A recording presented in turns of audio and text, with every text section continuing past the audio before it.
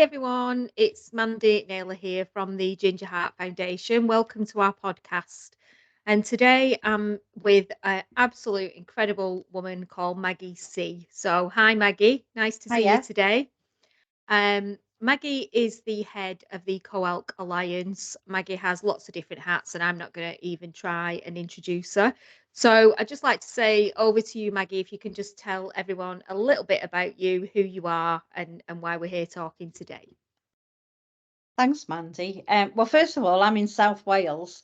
Not that my accent gives that away, but I did live up north for quite a while, which is why I've got the northern accent. Yeah, it sounds a bit thing to say I'm the head of the co-op, but it kind of happened by accident. I'll probably tell you about that in a bit. But yeah, I've got a few hats. I've been a service user rep, which means because I use the services of mental health, I actually feed back to the local health boards about my experience, which isn't always good. One of the other roles I've got is I was a Samaritan. I was an active Samaritan. I'm not at the moment, and I'll probably explain a bit more about that in a bit. But my own personal experience has been from that I lost my niece to suicide. She was like my sister. There was only 4 years between us.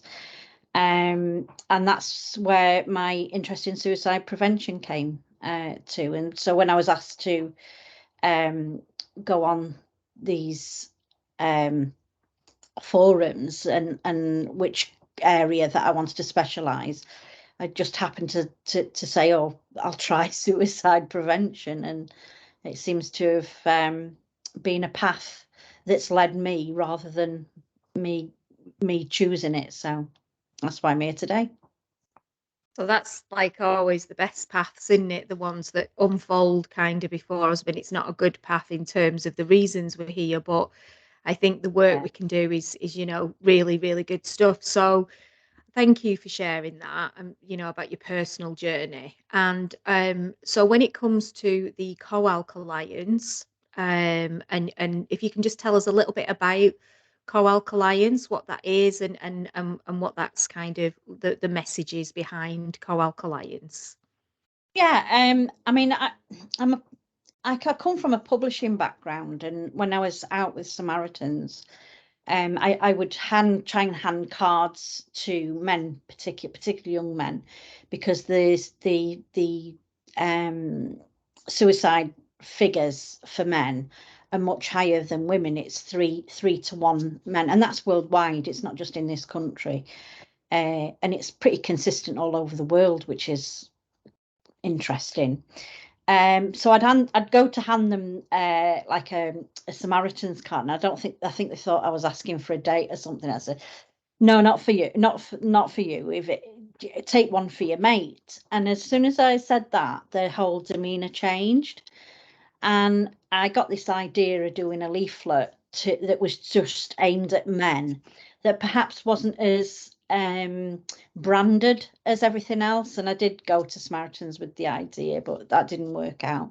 So I went to the local health board, and I had a little sum of money to create some leaflets.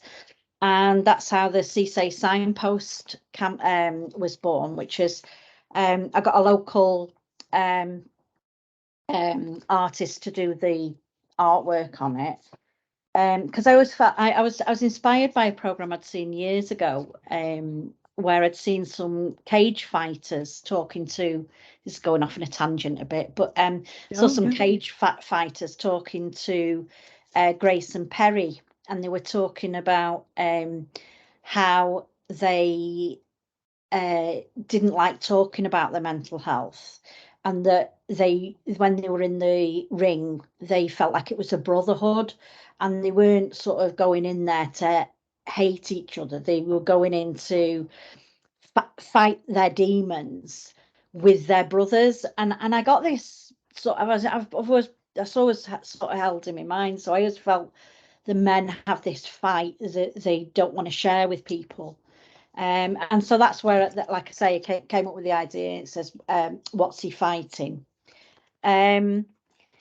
And it was basically during the engagement for that, I spoke to loads of different people, loads of different service users, loads of different third sector people, stakeholders, and wanted to try and get the best version that I could. So I spoke to loads and loads of guys, and there was an issue kept coming up about drugs, and I didn't, I could hear stuff going on about the drugs and alcohol.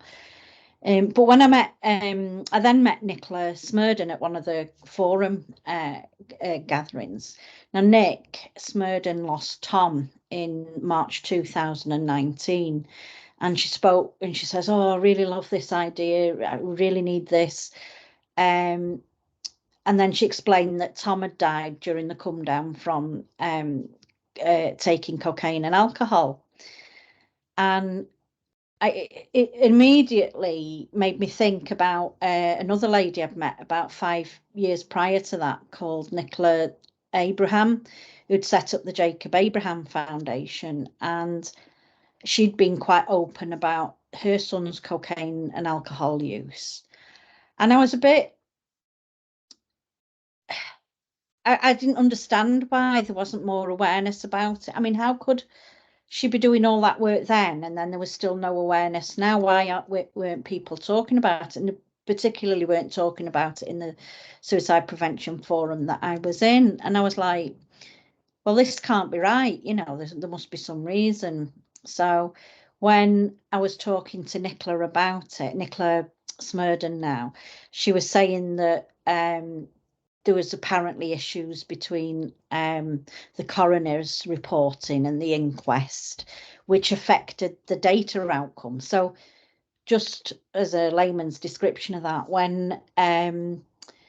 when somebody dies from suicide, as you'll know, Mandy, from your own horrific experience, you have to go through, if somebody dies of not natural causes, they have to have an inquest. They have to, and what a coroner is, they're basically like a medical examiner, but with police experience. So they're a little bit like the two rolled in one, and they often come from criminal, not criminal backgrounds, but criminal, like lawyers or top of the rank people from policing authorities.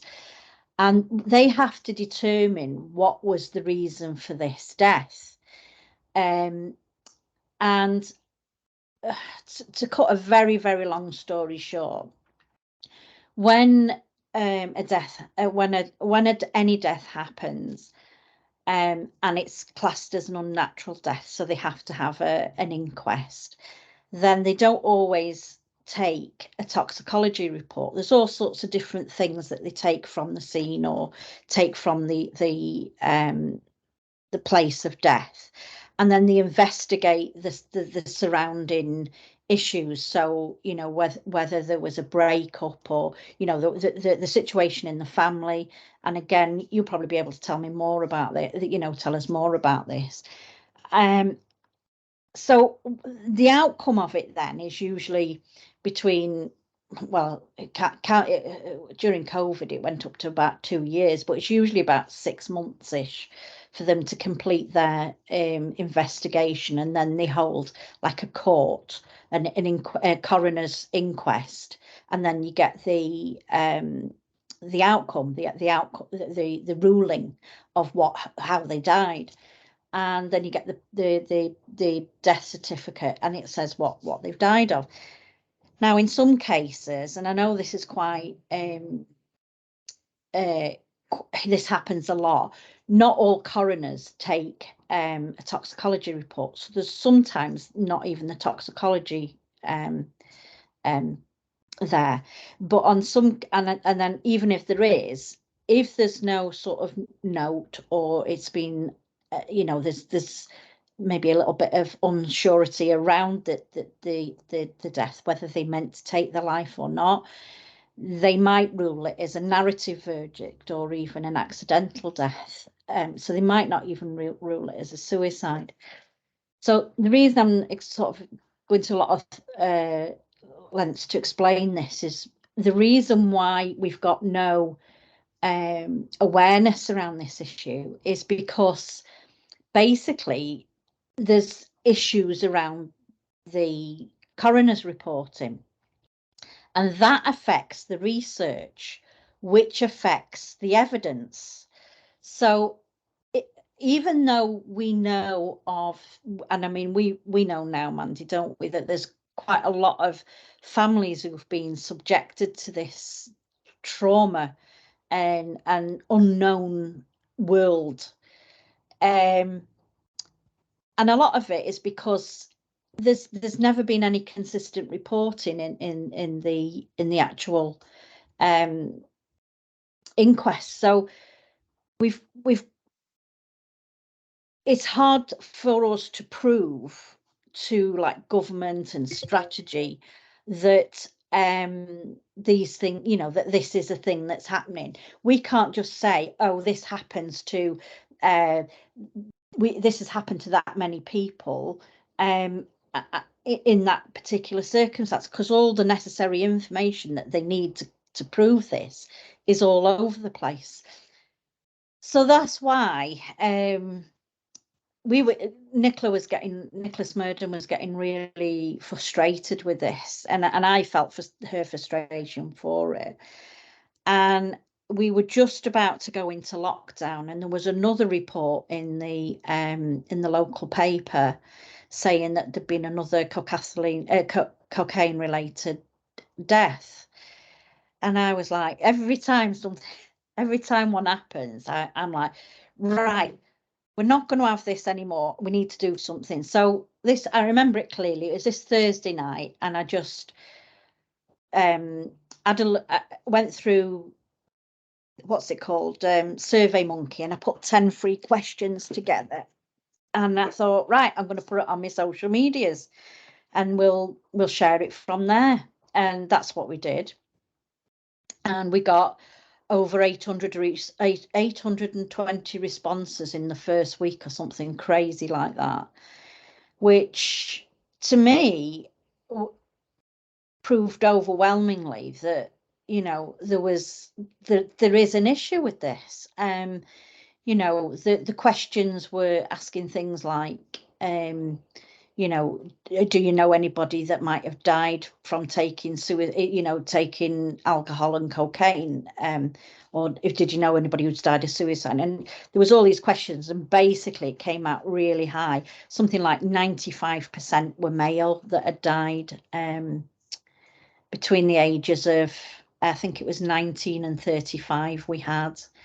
And one of the most shocking statistics was that 77% of the people that died did not show or present any mental health problems in advance, which I thought was absolutely mind-blowing. You know,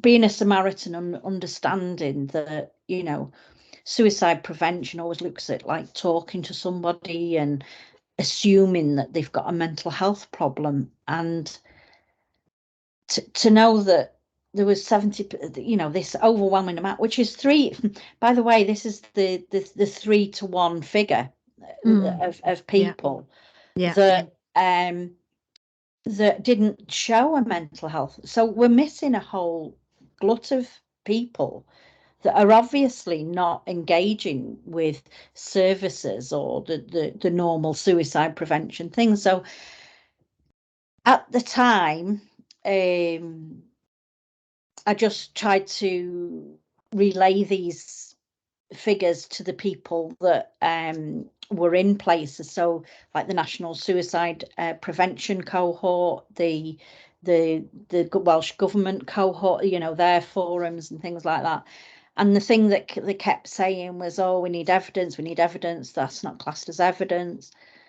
And then about a year later, because I was, you know, about to give up, and then we heard of another one in the papers, and I thought, right, I can't just leave it. I can't just let this go. So we started holding meetings. We held the first meeting in January 2021. And the idea was it was going to be like a task group meeting, and in an independent one. Instead of waiting for somebody else to do it, because I was quite hoping somebody like Samaritans or Barod or somebody, some third sector person would pick this up and say, right, this is what we need to do. I don't know. I'm a lived experience. I've got lived experience. That's about my that my background is nothing to do with health sector. So I've had to be sort of learning this as I've gone along.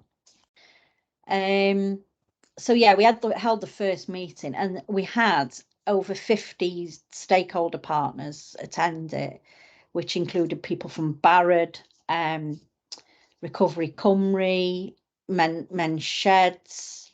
I can't remember everybody now, but people from health boards, people from councils, people from the police. And there was loads and loads and loads of people who basically said, the long and short of it was that this has been happening for years and nobody's doing anything about it. So the question was, why hasn't things been done? And whether we were going to hold more meetings, which was decided after the first one that we would. And then I don't know, I guess I felt it needed a bit more of a name. So I come up with the Co-Alc Alliance, which is taken from Cocaethylene, which is what happens when cocaine is added to alcohol. So that's how the Co-Alc Alliance was born, really. Oh, brilliant. Yeah, thanks, Maggie. That was a really good, and it is good that you go into the depth and the journey of it as well, because as you and I both know, there's research from the 1990s around the potential links between cocaethylene, which is this unique metabolite that's formed in the liver when cocaine and alcohol are taken together, and the risk of, you know, traumatic death, the risk of suicide. So, Yeah. And yet we still are where we are. And as you've just very rightly said, we've got Tom that we know about, we've got Jacob and Shaun, all of whom are people who are now within the Co-Alc Alliance. And there's so many others, and we know that the research is moving on now, but it's good to understand the challenges around that for sure. And what a great thing, that you've actually set this up. And obviously, Ginger Heart Foundation, we're now a part of the Co-Alc Alliance, and feel very privileged to be a part of that, because it's really helping to give us some, power together to move these messages forward. As you've been doing, so it is like banging your head against a brick wall, like you say, but it's like just little by little. Thank you for that, Maggie. Great stuff. So, in terms of what everything you've learned, and obviously, stating quite clearly that you're not from a health background, but you've had so much insight, and you've carried out so much research into this, in terms of searching the literature and looking at all the research that is going on. What is your key message for people who are right now going out and take it recreationally, taking cocaine and alcohol together just to have a good night out? What would your message be for those people? Well, I think it's to understand what, you know, well, I dug this out of I've got ADHD, and I take methylphenidate, which is a little bit like speed. And when I get this prescribed, I mean, I don't know if you can see that. There's It keeps flashing and disappearing. because I'm in the wrong thing into it's got, oh, that's it. If I put it in front of my face, it does it. But it's got 4 pages of A4 things about it, about what happens to you, what the side effects are, the interactions and all that. And the top and bottom of it is that, cocaine, any drug is illegal for a reason, not just because people are trying to spoil us fun. As I was told, Ant and Dec, I mean, put it this way, if I was young, if it was around when I was younger, I probably would have been in this bracket, because back in the day, poppers, E's, things like that were, you didn't think about it, and you just thought, oh, I want to have a good night. And because everybody, and this is the phrase I hear all the time, everybody's doing it. We understand now that cocaine is the largest, the UK is the largest consumer of cocaine in the whole world, behind marijuana, behind cannabis. We know that the use has increased by up to 10 times, and that was figures from about 3 years ago before lockdown. We know it's possibly increased even more since then from wastewater. We know that it goes together like ant and deck, as somebody said. You don't get one without the other. Just to reiterate what cocaethylene is, cocaine in itself is a stimulant. It's a stimulant drug. So taken on its own, it's got quite it picks you up a little bit like methylphenidate that I'm on, a little bit like amphetamines. It picks you up, but it's like got an even more buzz to it. It's got a little bit more oomph to it than like, something like speed, for instance. So what actually happens is it floods your brain with dopamine, and dopamine is the ultimate happy chemical. So who isn't going to want to have a go at that in there? So they have this massive rush of cocaine. This is on its own, by the way, so before it even touches alcohol. So yeah, the come down from cocaine is absolutely lethal on its own. So then you've got alcohol, which is a depressant. Now, a majority of us know that when we have a good drink, it can make some people really depressed. It can make people okay. I'm a giddy drunk, so I get giddy and then I just want to go to sleep. And we all know what hangover is. It's really bad the next day. Now, if you add these two together, so you've got a depressant and a stimulant together, it's been asserted that these are probably the best combination of polydrug use you can get for feeling great. So what you've got is the alcohol that takes that sort of edginess feeling away, but it gives you that, grand euphoria. Chemically, what's happening is the two mix in the liver to become a third chemical. And what they need to understand is that it doesn't make it twice as good. It probably makes it 10 times as good, or 10 times as toxic, if you like. The flip side of that is whatever goes up must come down.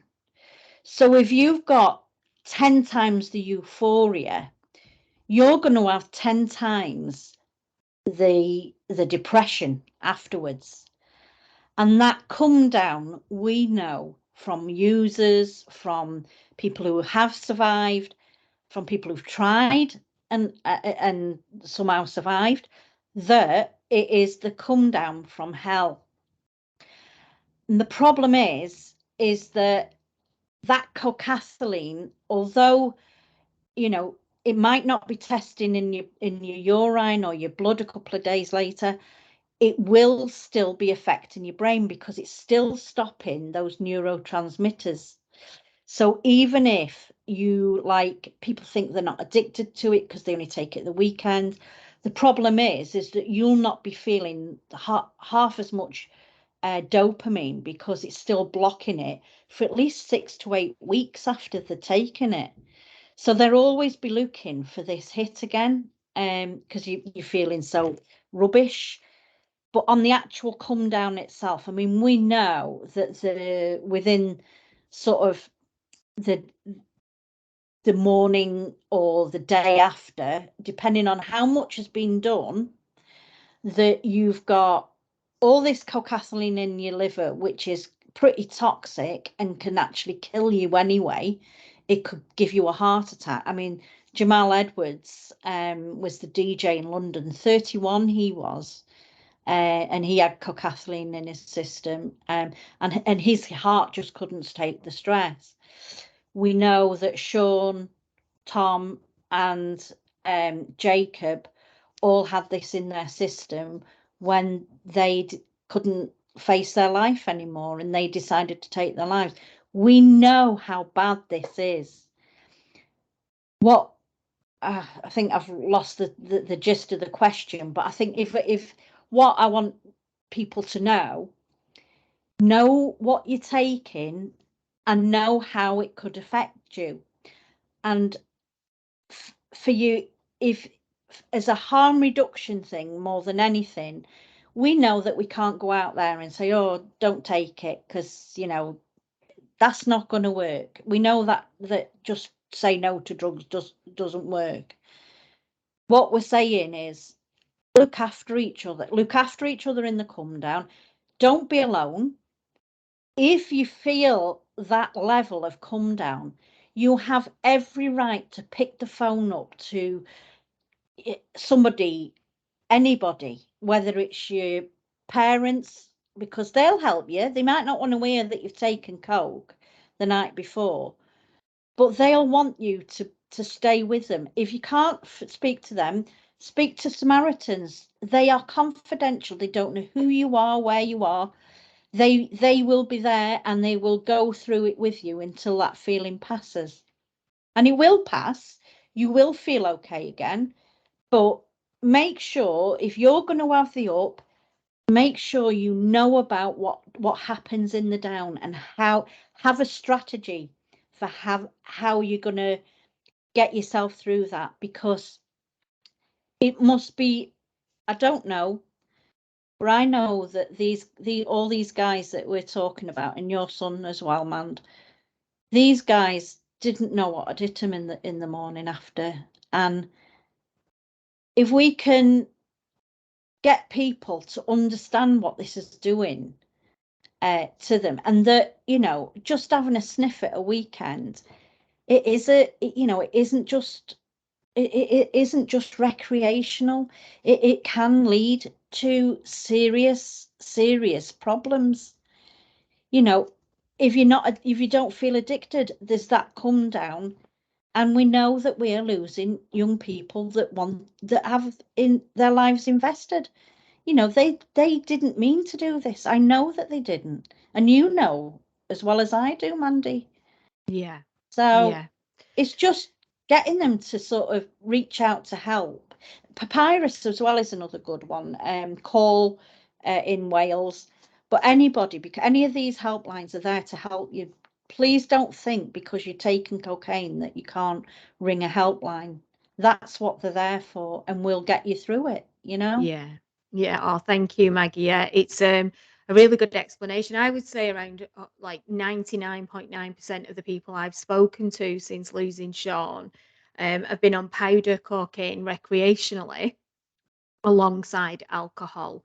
And they are because they've been doing it for years and they've not had that. They may have had a bad experience on the come down. They may have, felt really low for a few days afterwards. They may have then, needed to go and do that again, even though that's not perceived as sort of being addicted. It's like um it's sort of normal. It's a normalized culture, very, very normalized. And it's hard for people to think that just if that cocaethylene is at that level and it impacts in that way, those catastrophic thoughts, that impulsivity, that's being demonstrated in research that's being carried on right now, as we know, um, they can't actually fathom that. Yeah, no, it won't happen to me. And that's one of the biggest challenges, I think. And I think it is, as you say, who am I? Who are you? Who is any of us to say, stop doing that? Don't do Yeah. cocaine. It's bad. It doesn't work. So it's like, how can we reduce the chance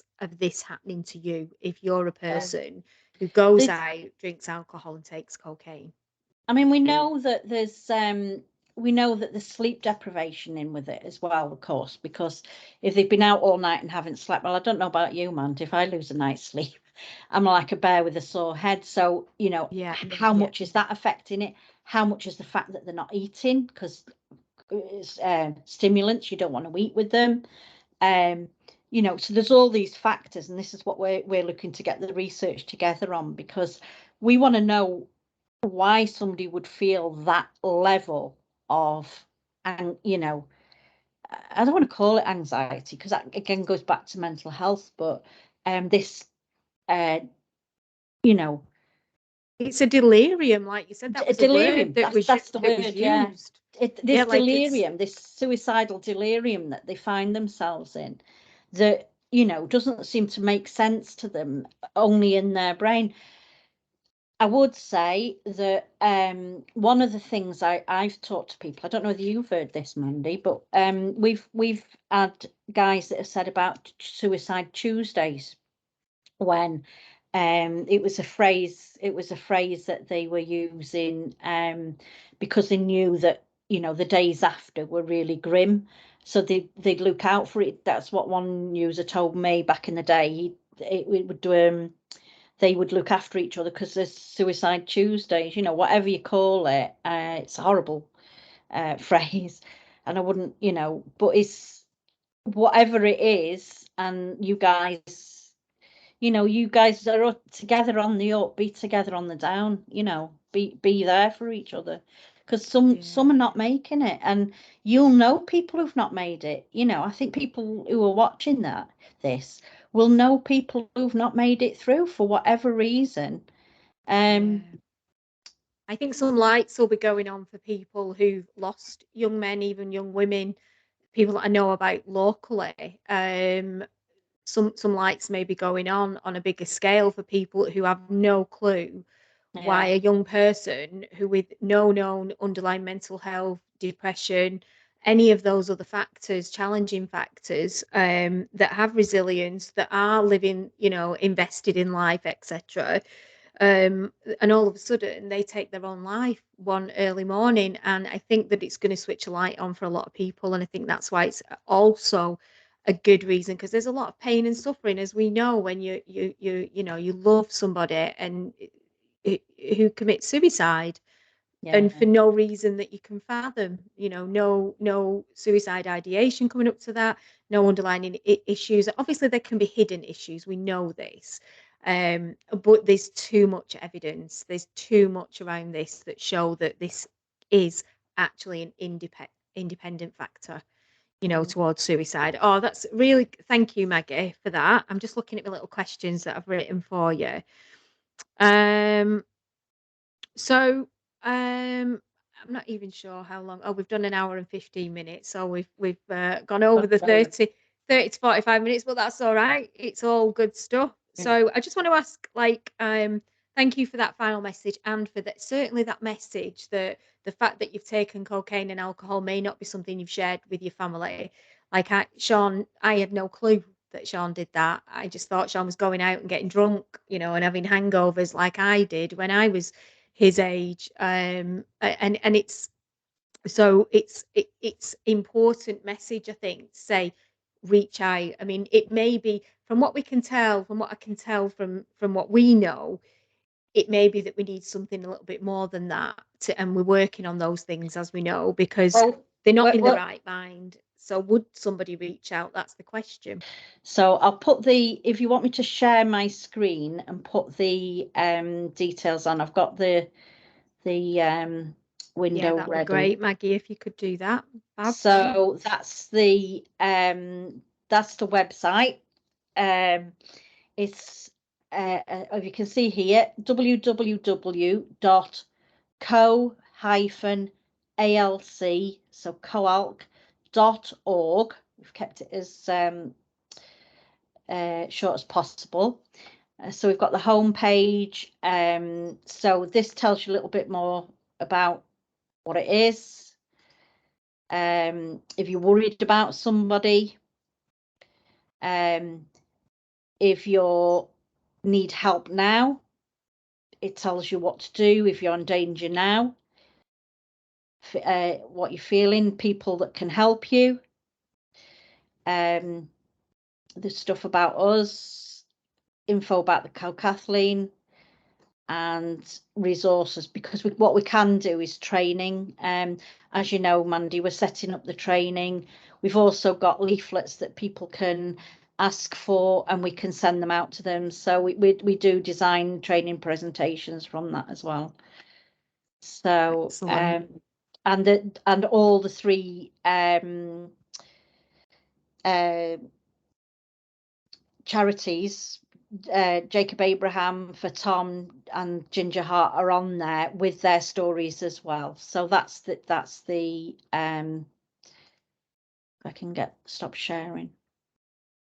Oh, that's great. So at least now Yeah. people know where to go to find that information. And there is such a wealth of information. Maggie's been at this for quite a long time now.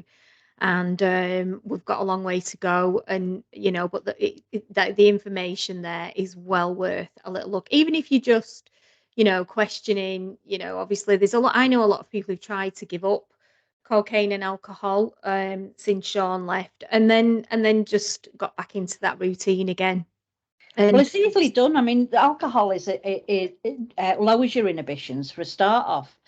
So as soon exactly. as I mean, I try to lay off the cakes, and as soon as I have a drink, that's the worst thing I can do, because Yeah. your inhibitions are lowered, and I mean, that's unfortunately Jacob. Sorry, Tom had tried, just to reiterate, he tried to take his own life, and was caught in time previously, and he was 18. He was his parents took him to a rehab facility, and they got him the help that he needed, and he was clean for 18 months. And then he went out with he sort of stayed away from the scene and those particular friends. And then one Christmas, the Christmas before he died, he decided to go out again. And of course, his inhibitions were lowered, and he just thought one sniff can't hurt. And then 3 months later, he died. And this is the problem: is because it is like that, we know you can't just turn it off. It's not just as easy as just saying no. If you want to stop, you need help. We don't expect you to do it alone. Yeah. And the Co-Alc Alliance has been set up for you to know that whatever you tell us is in private. If you don't want it to go any further, we won't.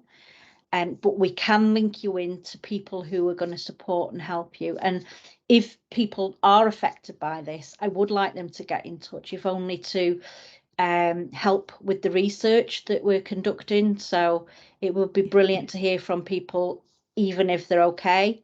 But if they're not, we're here to help everybody. Absolutely. Absolutely. Oh, thank you so much, Maggie. I'm sure we'll be talking again on the podcast. There's a lot more to cover, isn't there? So I just really appreciate what you're doing. We're really honoured to be part of the Co-Alc Alliance and the good work I'm that we can do privileged to be together. representing you guys. I mean, I wish I didn't. As we always say, it's a club nobody wants to be in, isn't it? Yeah, but we're here, and it is what it is, and so we're doing what we can, and that's it, isn't it? We're doing some good work as much as we can. All right, Maggie, thanks so much. You take care, and I'll talk to you soon. Okay, thank you. Bye for now.